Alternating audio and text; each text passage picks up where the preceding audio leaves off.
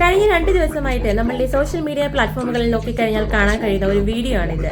കേരളത്തിലെ തന്നെ പ്രമുഖമായ എല്ലാ യൂട്യൂബ് ചാനലുകളും അതുപോലെ തന്നെ ഓൺലൈൻ മീഡിയാസും ഒക്കെ ഈ ന്യൂസ് കവർ ചെയ്ത് കഴിഞ്ഞതാണ്.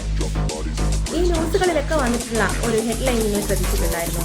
തിരുവനന്തപുരത്തെ ഒരു പ്രമുഖ മാളിൽ നടന്ന അപകടം. തിരുവനന്തപുരത്തെ ഒരു പ്രമുഖ മാളിൽ ഇന്ന് വൈകിട്ടുണ്ടായ ഞെട്ടിപ്പിക്കുന്ന ദൃശ്യങ്ങൾ എന്നൊക്കെ പറഞ്ഞിട്ടാണ് ചാനലുകാർ ഇതെല്ലാം പുറത്തുവിട്ടിരിക്കുന്നത്. എന്തുകൊണ്ടാണ് ഈ പ്രമുഖ മാളിന് പേരില്ലാതായി പോയത്? തിരുവനന്തപുരത്തെ പ്രമുഖ മാളായ ലുലു മാളിലാണ് ഇതുണ്ടായിരുന്നത്. എന്തുകൊണ്ടാരും പറയുന്നില്ല?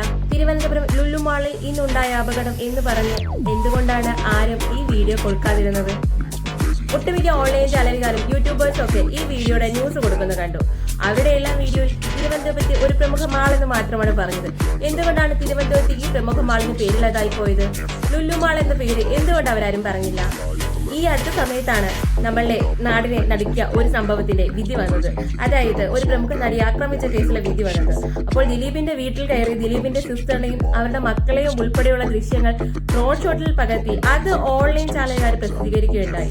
അങ്ങനെയുള്ള ചാനലുകാർക്ക് എന്തുകൊണ്ടാണ് മാളിൽ നടന്ന, അതായത് എല്ലാ ആൾക്കാരും അറിഞ്ഞിരിക്കേണ്ട ഒരു അപകടമാണ്.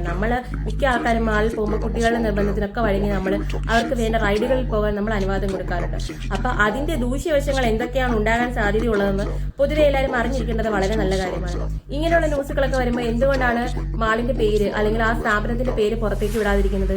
ദിലീപ് വിഷയത്തിൽ നമ്മൾ കണ്ടതാണ്. ദിലീപിന്റെ വീട്ടിൽ കയറിയിട്ട് ദിലീപിന്റെ സഹോദരിയുടെ ഉൾപ്പെടെ വീഡിയോ അവരുടെ വീട്ടിനകത്ത് അവരുടെ ഒരു പ്രൈവറ്റ് ഏരിയയിൽ കയറിയിട്ട് അവരുടെ മതിൽക്കെട്ടിനുള്ളിൽ കയറിയിട്ട് ഡ്രോൺ ഷോട്ട് വഴിയിട്ട് അവരുടെ വീഡിയോ എടുത്തിട്ട് അത് പബ്ലിസിറ്റി ചെയ്തവരെ നമ്മൾ കണ്ടതാണ്.